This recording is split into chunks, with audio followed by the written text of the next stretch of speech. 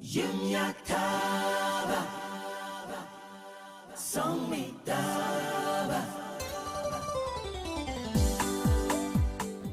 ladies. Hi. Good afternoon. Good afternoon. I haven't seen a bunch of hungry, beautiful ladies like you in a long time. All right. Please take your seats. Thank you. And thank you very much for having me. My name is Ebo White, for those who do not know me, but I'm sure everyone knows me. So today I'm going to talk with you about a lady who understands you because she sat where you are sitting before. A lady in the Bible. You know, there's a character in the Bible who took part in a beauty contest. Who was that? Esther. Esther took part in a beauty contest, and so that would understand very much what you're going through, the challenges of being brought together with other girls and you sizing them up and deciding whether you measure up or you don't measure up. You enter the competition and you go there and there are girls you meet and say, oh, I'm also her. Oh. And then the others you meet and say, oh, this one, I have hope. The first thing Esther will teach us is this. It is important to have somebody who speaks into your life. Esther had Mordecai to speak into her life.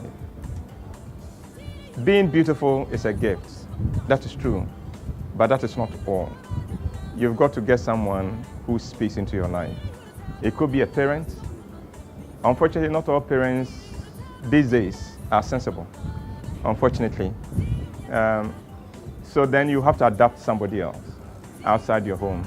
In Esther's case, it happened to be a cousin because her parents were dead, which tells us that if you lose all your parents, life is not over.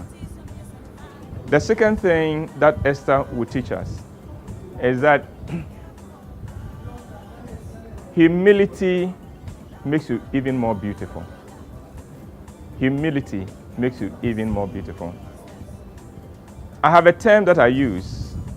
There are girls that I say beauty is wasted upon because all they have is their face and their figure. You interact with them and you don't want to interact with them again. And I'm sure you've met people like that in school.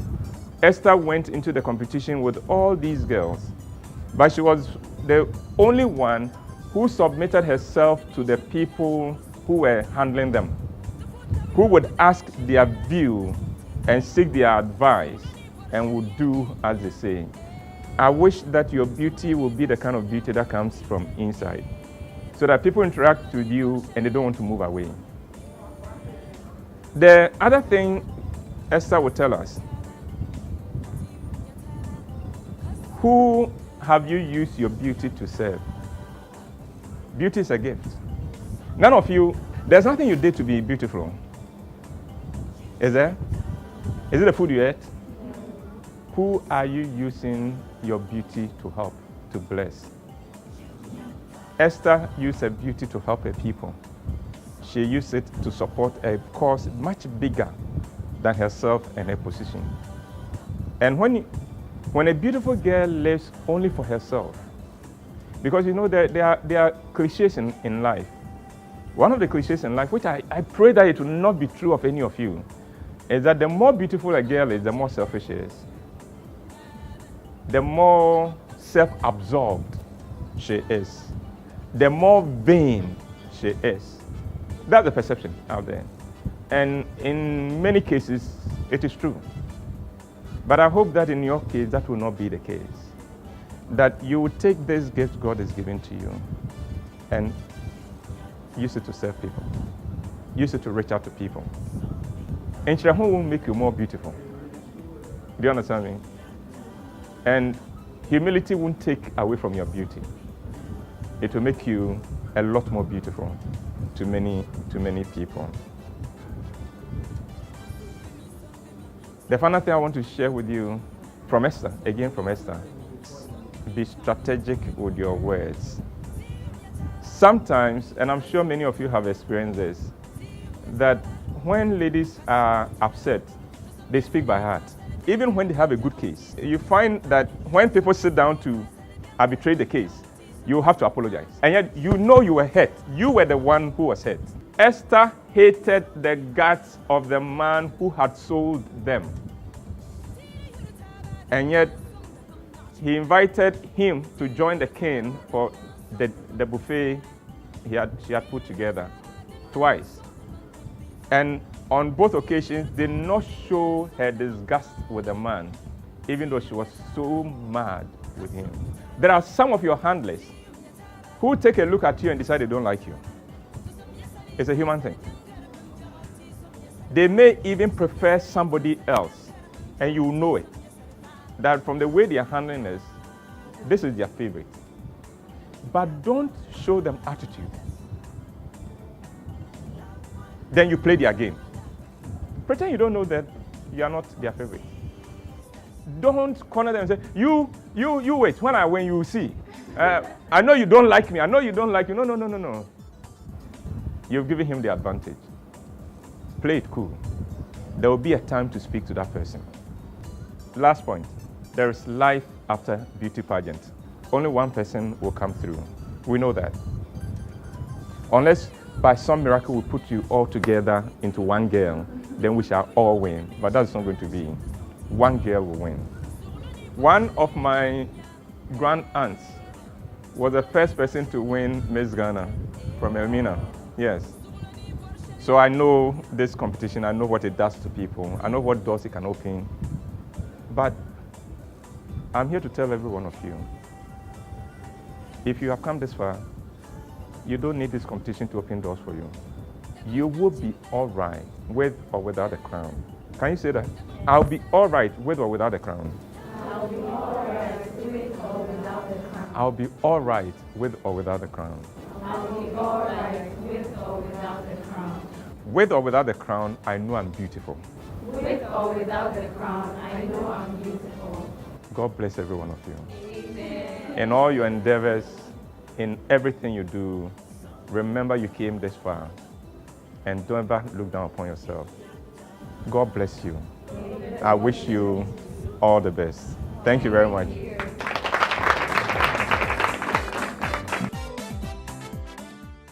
Uncle Ebo, please, since we are all queens here, we are in a competition. So I want to know how you made it this far, the problems that came and how you overcame them. In 1975, I knew I had been called to write and produce plays. In 1975. It took up to when I was 47 to do this, to do what I'm doing. My first play, I ran a loss that took me 2 years to pay. I took a loan to finance it. And it took me 2 years to pay off the loan.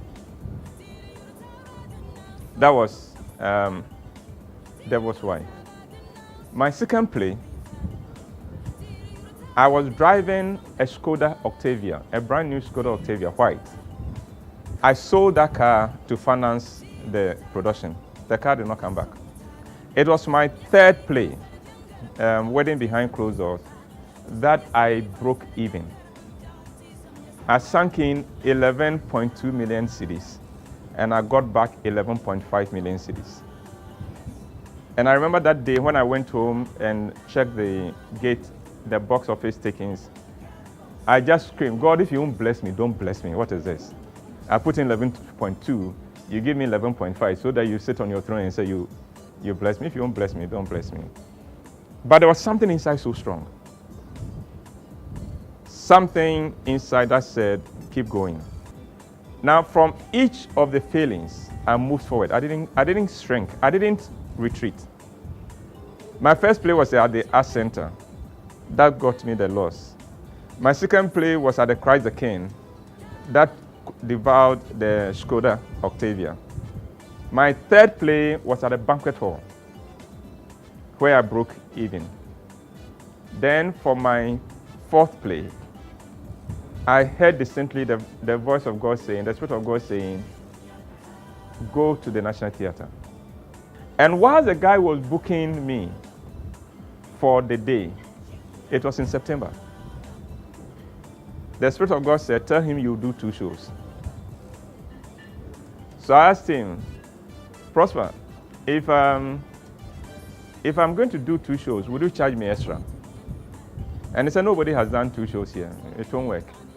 And I said, but if I want to do it, would it work? He said, well, because I'm sure it won't work, we'll give it to you for free. So I said, okay, then put it down. Indicate that I'll do 2 shows. On the Thursday before the Saturday, tickets had run out. There were people driving through town looking for tickets and they couldn't find it. They were running through town looking for tickets, they couldn't find it. On the Saturday morning, one of the most important guys in Ghana that I respect so much turned up at my office and said, Uncle, if you don't give me a ticket, I can't go back home. Because apparently the wife had told him, buy a ticket, buy a ticket, buy a ticket, and he had that, oh, I'll buy. Come the day, it was over. That day, for both shows, for each of the shows, we had to send away 200 people. There was no room for them. Let's pick a few lessons from it. Failing once doesn't mean you should give it up. I failed 3 times. Today, do people remember my failure? You know, now they calculate my successes. They don't remember my failure anymore. Nobody will remember your failure. So don't remember it yourself. We make God shrink. But let God be big in your life because He will guide and direct you.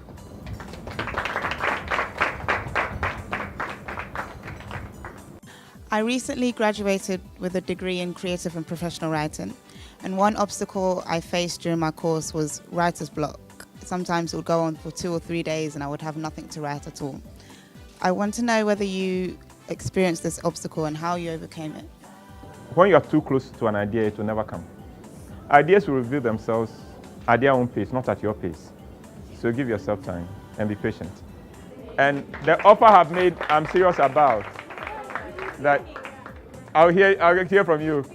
All right, okay. All right then, I'll see you.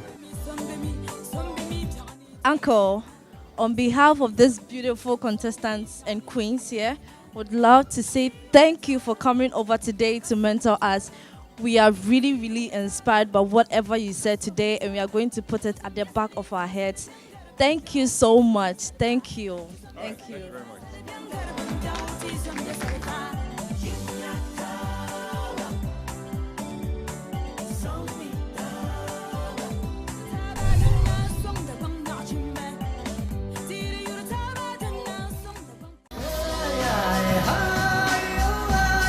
We create building structures from commercial buildings through leisure structures to residential development. We believe in affordability, but with a strict adherence to the tenets of quality.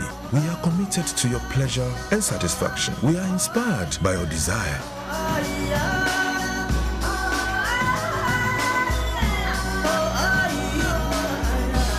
We are Manit, the ultimate property developer. It's a brand new day, it's a brand new day. I feel real good cause I use La Wash today. It makes me so clean inside every time. I use La Wash every morning when I'm taking my bath to wash myself properly inside, outside and all the parts. La Wash is good for every lady, woman and every girl. Use La Wash today and you love your every smell. Hey girlfriend, you look and smell good. What's the secret? Oh well, I wash my hair with shampoo, my body with soap, and most importantly, I don't forget to wash my intimate area with La Wash Intimate Hygiene to keep the feminine intimate area clean, healthy, and free of odor. It's a brand new day.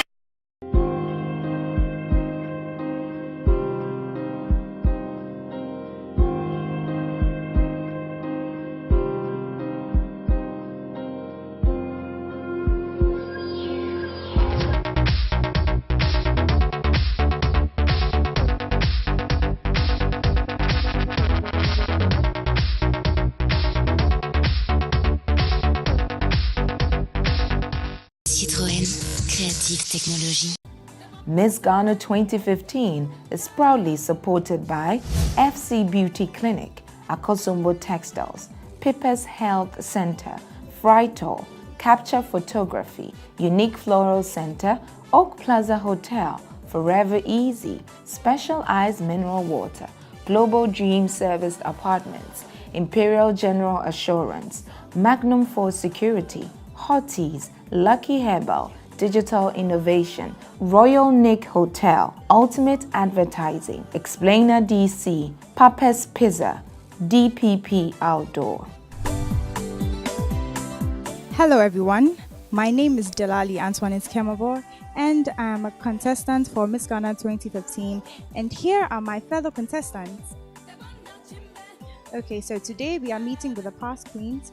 They are going to talk to us about their past experiences, their charity work, how they made impact on people's lives. Now join me, let's go talk to them. Hello, you are? Ina Mariam Patti, Miss Ghana 2004. Okay, and you?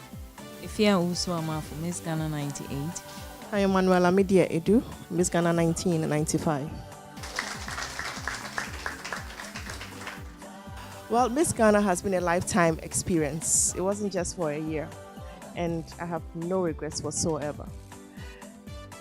Back then, I'll say, before I got into Miss Ghana, okay, it was a big deal in Ghana back then, 20 years back then, and I was encouraged to go into it, but then it was a choice I made. You have to make the choice. If you've made the choice, it's a lifetime experience. It's a different chapter of your life.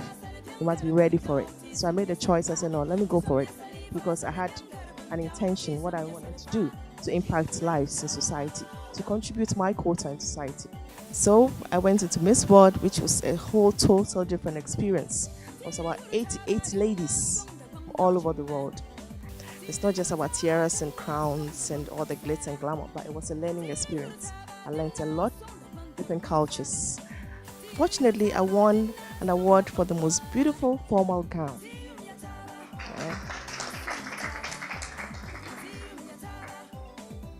But it didn't end there. When I got back home, I still continued my project. I was in there to learn, to have fun, but then of course I wanted to win the crown. We went through our normal camping and all the things we had to do. The grooming. The grooming was good. I mean, that's what's made me what I am today. As I said, it's a lifetime and it's going to be with you forever. So have fun and learn. Open your mind and learn. Like you said, Miss Ghana has been wonderful. It really has made me or brought me this far.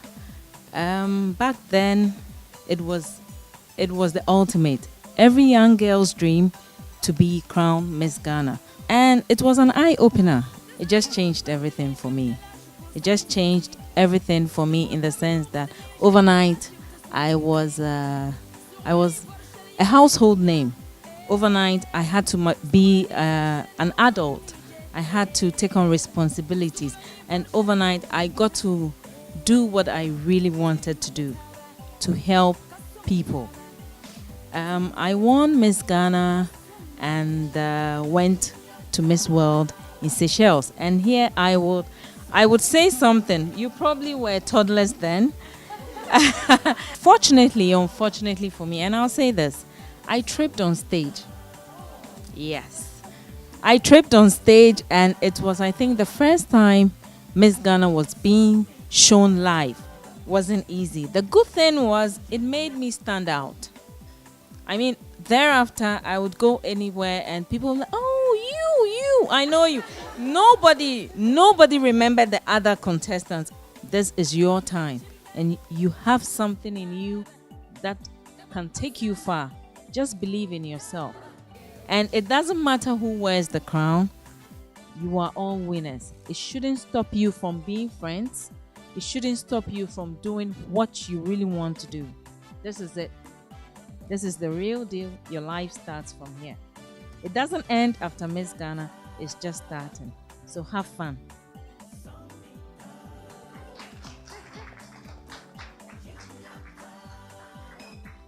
Like my senior colleagues rightly said, it has helped enhance our lives today. Personally, it has helped boost my confidence. My childhood friends would tell you, those who grew up with me would never imagine that I could stand on stage and address the audience. I was very shy, a big introvert, but Miss Ghana helped transform my life.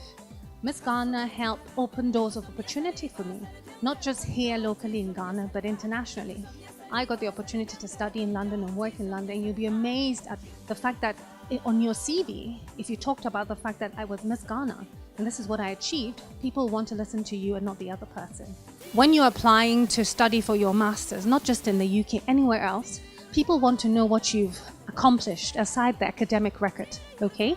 Now in Ghana, I don't know about what happens here, but internationally, they're very keen on knowing what you did outside your academic life because they want a well-rounded, student who is going to take who's going to propel the laurels or achievements of their school, okay? This platform, you should take it seriously. Everything you learn, you'll be amazed at how it's going to transform your life. Not necessarily as a queen, okay? The fact that you're a contestant, original queen, or top 22, the platform or the sky is your limit. Take a look at talk about actresses, politicians, what have you. When you look at the masses, the underprivileged, it's your job to help transform your life. So Miss Ghana reaches down to them. If you talk about the mid-level, if you talk about the high level, of course, they sponsor you to support your grooming lessons, what have you. So it cuts across. You're an ambassador for the country. So you have to take everything you do very seriously, okay? I was actually crowned, if you like, Miss Ghana on the 3rd of November 1990.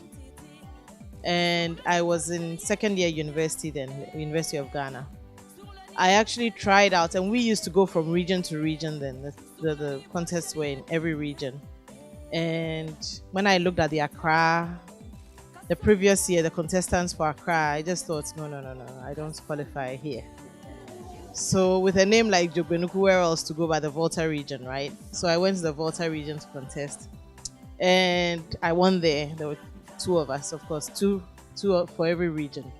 And I must say I wasn't the prettiest, but I can probably say I was the smartest.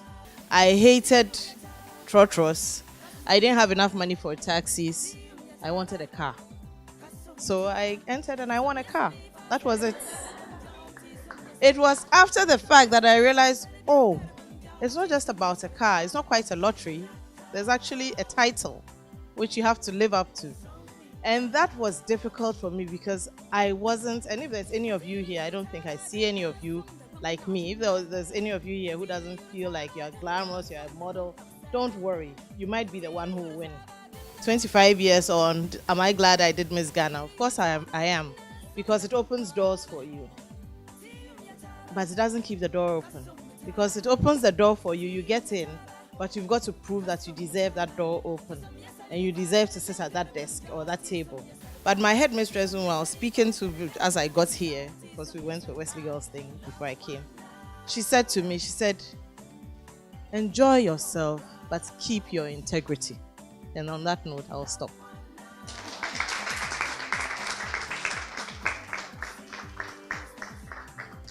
I won Miss Ghana, as I said, in '94. It was a very exciting experience. It's been an experience that has brought me quite a long way. Actually, what I went through during my tenure of service has informed my career choice right now. I work with the Ministry of Foreign Affairs, so while I played certain roles representing my country as Miss Ghana, I went on to win Miss ECOWAS '95. So, when you're propelled to that level, you meet a whole lot of people. I keep saying that the experience that you go through, it's a glamorous thing.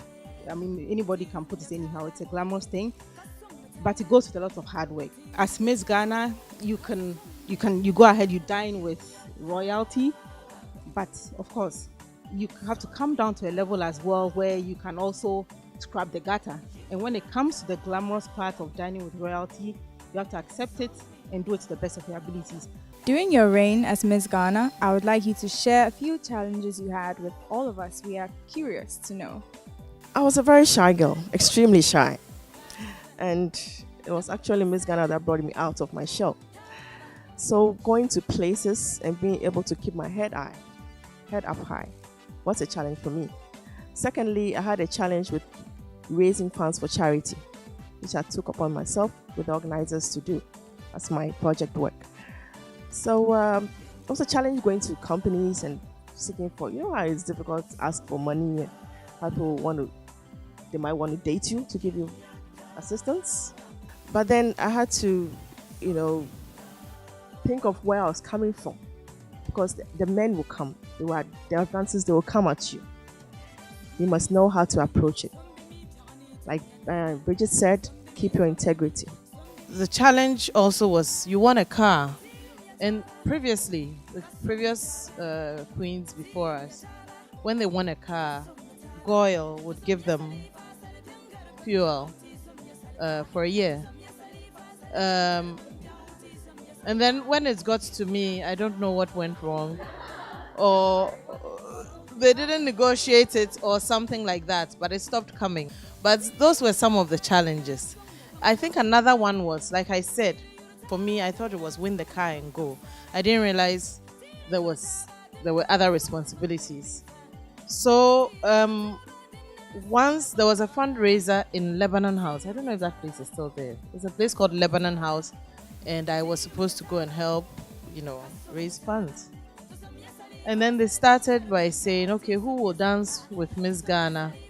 It started from then, which seemed a lot of money. It's only 10 cedis now, but 100,000 cedis.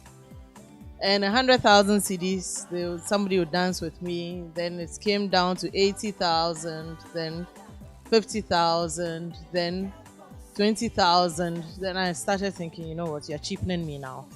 And the price just kept going lower and lower. So when they got to 5,000, I said, enough, I'm not dancing anymore. And I got into a disagreement with the sponsors at the time. But I said, you know what? My dance is worth more than 5,000. And yet there were so many people who wanted to dance for 5,000. Can you imagine how long I would have been dancing? Know your value. Put a value on yourself beyond which you will not compromise. Thank you. You must have values, and it's very important. Once you believe in something, you always defend it. If not, you'll fall for everything and anything. Like she rightly explained, when it got to 5,000, she says, come on, you can't drop from 100,000 to 5,000 cedis. That's very unfair. So it's very important you embrace that, because you are an ambassador of Ghana. You're a role model for every young lady, and you wouldn't want to carry a reputation that is soiled, because then again, it comes back to hunt our brand, and we would not allow you to. Today, you're happy to sit by. I am, always honored to sit next to them, because they've been role models, and they still are. And if they hadn't held their head above water, if they didn't have values, today we wouldn't sit by them to share in the experiences and want to walk in their shoes, and possibly even, we want you to even do better than any of us has ever done. So brace yourself. It's a lot of hard work. On behalf of myself and my fellow contestants, I'd like to say a very big thank you to all of you lovely ladies for taking time off to come and mentor us, give us all this great advice. I would also like to say a very big thank you to El Paso Mexican restaurants right here in Osu on the Oxford Street on the right hand after Koala for hosting us. We are about to have dinner, so we're very hungry. It's been a very long day. So a very, very big thank you to El Paso Mexican restaurants. Thank you very much, and have a lovely day from Miss Ghana 2015. Thank you.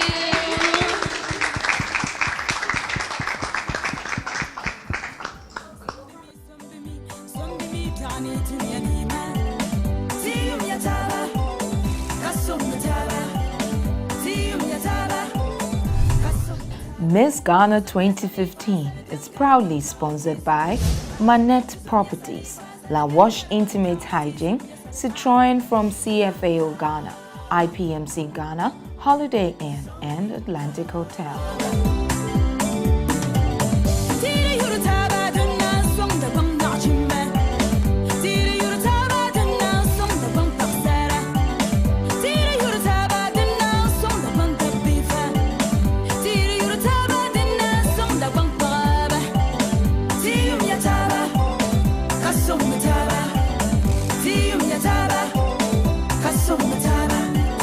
Saliva